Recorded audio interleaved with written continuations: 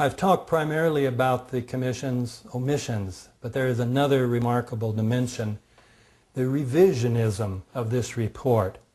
In Chapter 1, they give us a completely new version, which is actually the third official version of what happened on 9/11.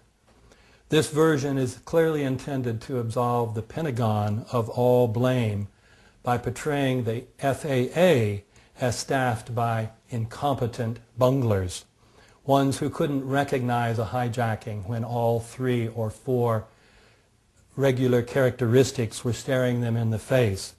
And then people at FAA headquarters who could not bring themselves to pick up the phone and call the military even after they knew of hijackings. This part should win a prize for creative fiction. In short, the 9/11 Commission report is a national disgrace. But what can we do? We cannot get on the mainstream media to make these truths known. Probably we need to organize massive protests, massive enough to force the mass media to pay attention. The first step in this, of course, is to get enough people informed about the facts about 9/11 and about the cover-up so that we can create this mass movement. That, of course, is the importance of this event, and I'm pleased to have been a part of it. You know, the plan to go to Iraq was in place right after Bush was inaugurated, and you know his cabinet tells you everything about what their interests are because they're all oil people, and essentially the way that you have to look at the Middle East via this lens of the plan for a new American century is this. You have to look at Jordan, and I'm going to make this very brief. Jordan is all the borders of Jordan are oil pipeline rights of way. Gulf states, Iraq, Saudi Arabia, etc., those are oil reservoirs. And Israel, Syria, and Lebanon, those are pipeline terminals. So if you look at it that way, you can see, and you know, all indications right now is that we're headed for Iran. So if you look at it just as I've described it, you really get a sense of why this was so important for them to do, even on the back of this horrific tragedy. It has been astonishing, as I imagine many of you agree, that since 9/11, it has taken 3 years just to even get a baseline establishment of what the government's position is on what happened. For the first year or two, we didn't even hear answers to what happened, when, and how. Now things are finally trickling out due to the commitment of, say, widows and other relatives of those who were killed on 9/11. So we have an administration which has shown itself to be incredibly opportunistic and unwilling to open the door to discussion about how they acted before and during 9/11, which means that many, many people, like Paul Thompson and others, have had to do all this legwork themselves. And the media has been rather quiescent. I personally am a skeptic of many of the things that we're going to see here tonight. I think that a lot more has to be done to ascertain what it is. And I don't think you have to go so far as to establish that this was a manufactured event.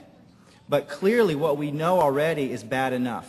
What we know is that the system of security and counterterrorism was blinking red, in the words of George Tenet, that the warnings of an imminent attack were so severe that something dramatic should have been done. It was unparalleled. Instead, our president went on a month-long vacation. And so we know that it was a blind eye turned to the warnings. We also know that in the event of 9/11, the government was incredibly opportunistic.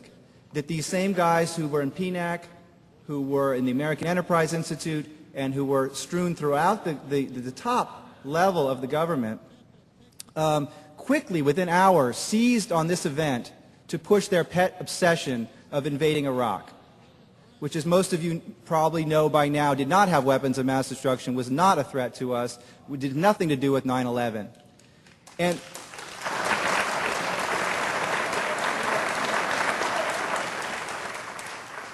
And I'll just end by saying that 42% of Americans in a poll taken this week still believe that Iraq had something to do with 9/11.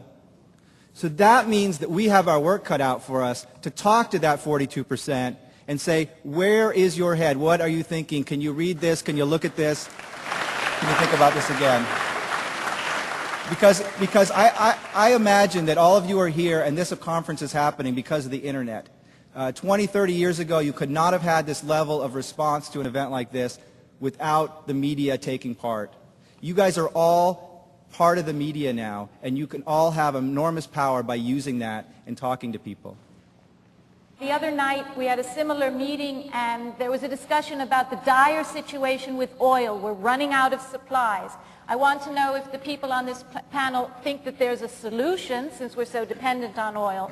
One of the most patriotic things we can do is to lessen our dependence on Mideast oil and stop funding these people. It's a very direct line these dollars take to go to people who want to do us harm around the world.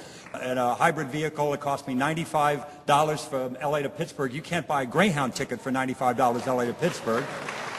It gets 60 miles per gallon. I have an electric car. I drive around LA that's charged by the sun. I've owned a windmill since 1985, putting out many homes worth of clean power. So these technologies exist. It's just another way of doing things. And guess what? There's jobs making hybrid cars and solar panels and electric cars and all those things too. And good jobs. And jobs of dignity. Now, Paul, can you wrap it up, bring us home, please, and tell a little bit, did the 9/11 Commission answer everything for you? At least a dozen countries tried to warn the United States. Israel, Egypt, Germany, France, Argentina, Morocco. The list is quite long. And there isn't a single mention of any of those warnings from foreign governments in the 9/11 Commission report, even though these were reported by the New York Times, Washington Post. So you can see that even in some of the most basic facts are not in the 9/11 Commission's report. So we cannot trust the report, in my opinion, really whatsoever. There have been a great number of omissions. In fact, more than we have time for. We're about to look up a few of the big ones. You may recognize the 9/11 Commission report. I'm going to read you perhaps its most astounding confession on page 172. The U.S. government has not been able to determine the origin of the money used for the 9/11 attacks. Ultimately, the question is of little practical significance. Isn't that interesting? Doesn't it matter who paid for 9/11? It also says, the 9/11 Commission report, similarly, we have seen no evidence that any foreign government or foreign government official supplied any funding. And I think we've discovered Rule 1 of the 9/11 Commission: don't follow the money. Dr. Bob Bowman.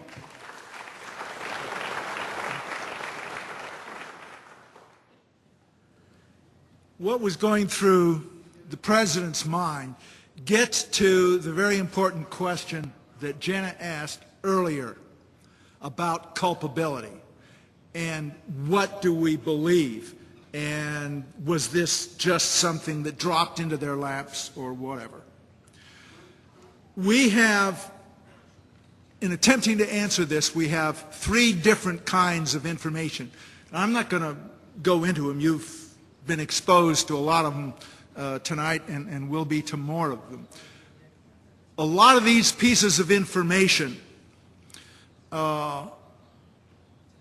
taken together prove that the official story, the official conspiracy theory of 9/11 is a bunch of hogwash. It's impossible.